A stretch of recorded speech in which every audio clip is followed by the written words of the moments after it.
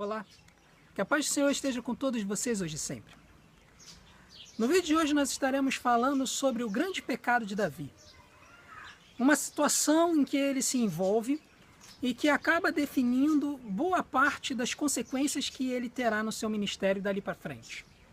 Mas é preciso que a gente lê esse texto com muito cuidado para que a gente não coloque culpa demasiada em A ou B, mas sim que a gente possa entender o que o texto nos revela para que a gente possa então avaliar o que aconteceu. Segundo Samuel, capítulo 11, vai dizer o seguinte: na época da primavera, no tempo em que os reis saem à guerra, Davi enviou Joabe com ele os seus servos e todo Israel.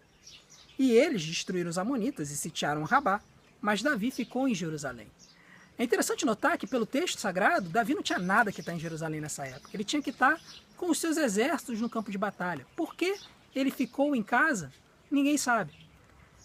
Talvez ele tivesse extrema confiança nos seus generais de que a tarefa seria feita e de que as vitórias seriam alcançadas. Porém, o fato é que Davi ficou em casa quando ele deveria estar em batalha, e se ele tivesse ido, talvez nada do que se apresenta teria acontecido. Versículo 2, dali para frente, diz que numa tarde Davi se levantou de sua cama e foi passear no terraço do Palácio Real. Do terraço ele viu uma mulher muito bonita e ela estava tomando banho. Davi perguntou quem era aquela mulher e disseram-lhe: ela é Batseba, filha de Eliã, mulher de Urias, o heteu. Então Davi mandou buscá-la e ela foi até ele e ele se deitou com ela, pois já havia se purificado de sua menstruação. Depois ela voltou para casa. A mulher engravidou e mandou dizer a Davi: estou grávida. Olha a situação em que Davi se coloca. E aqui é importante a gente notar o texto para que a gente não bote a culpa excessivamente em Batseba, porque durante muito tempo se colocou Batseba como uma pessoa de uma moral duvidosa. Algumas pessoas, quando leem esse texto, acham que Batseba tentou seduzir Davi, talvez mergulhando numa piscina no Palácio Real. Só que o que o texto apresenta não é esse cenário. Na verdade, o que o texto mostra no versículo 4 é que ela estava dentro da sua casa. Por quê? Porque ela estava tomando banho, ela é convocada à presença do rei e depois ela volta para casa. Se o texto fala que ela volta para casa, ela estava em casa para começo de conversa. Então ela estava tomando banho no seu ambiente privado.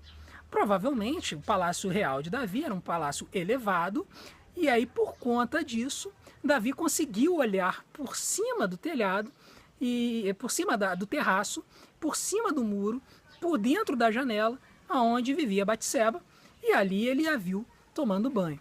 Então, é importante que a gente perceba isso.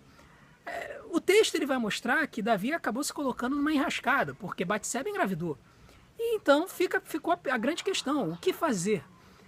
Como não havia exame de DNA naquela época, Davi percebeu que a melhor forma de conseguir se livrar da situação seria trazer o marido de Batseba do campo de batalha, fazer com que ele coabitasse com ela, para que dessa forma a gravidez fosse entendida como tendo sido o relacionamento legítimo entre os dois. Só que Urias ele não entra dentro de casa porque ele acha injusto que ele desfrute da companhia da sua mulher enquanto seus companheiros que estão no campo de batalha não estão desfrutando. Então aí Davi ele comete um segundo desatino, que é ordenar para os seus generais que colocassem Urias na frente do campo de batalha para que ele tivesse a sua morte certa. E assim, dessa forma, tornasse Batseba viúva e Davi pudesse então desposá-la. E assim eles o fazem. Esse ato, é claro, é como se fosse equivalente a um ato de assassinato. E Davi, por conta disso, acaba tendo vários problemas no seu ministério. E eu entendo que todos os problemas que a gente percebe depois no texto bíblico com relação à sua família, muito se devem a esse tipo de comportamento de Davi. Por exemplo, no capítulo 13, a gente vai ver que o outro filho de Davi,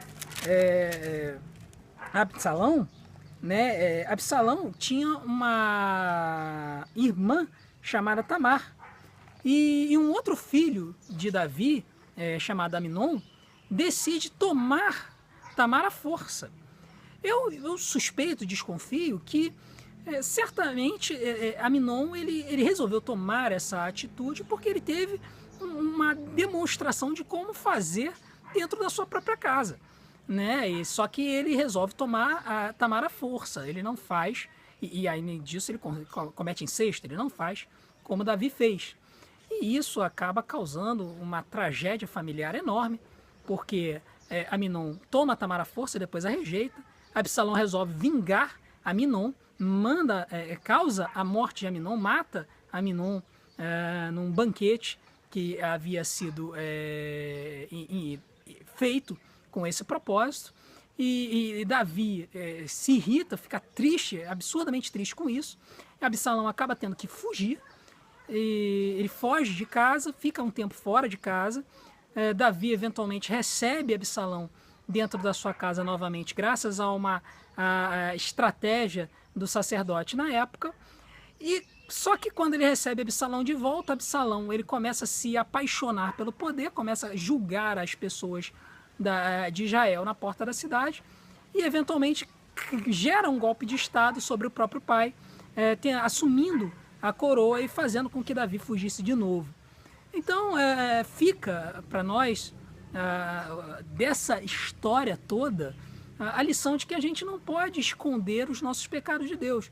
Deus ele não deixa pecado escondido, ele vai fazer com que esse pecado apareça, seja de forma escancarada, né, fazendo com que a situação se revele, seja através das consequências que esse pecado vai ter.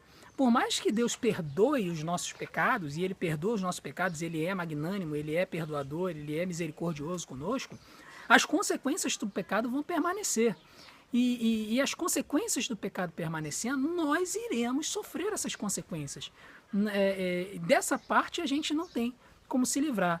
Então fica o alerta para que a gente não se deixe levar pelas paixões humanas, para que a gente não se deixe levar por toda essa gama de ofertas que o mundo tende a nos oferecer. Porque por mais que a gente venha a cair e possa se reerguer, as consequências são muito sérias e a gente terá que lidar com elas.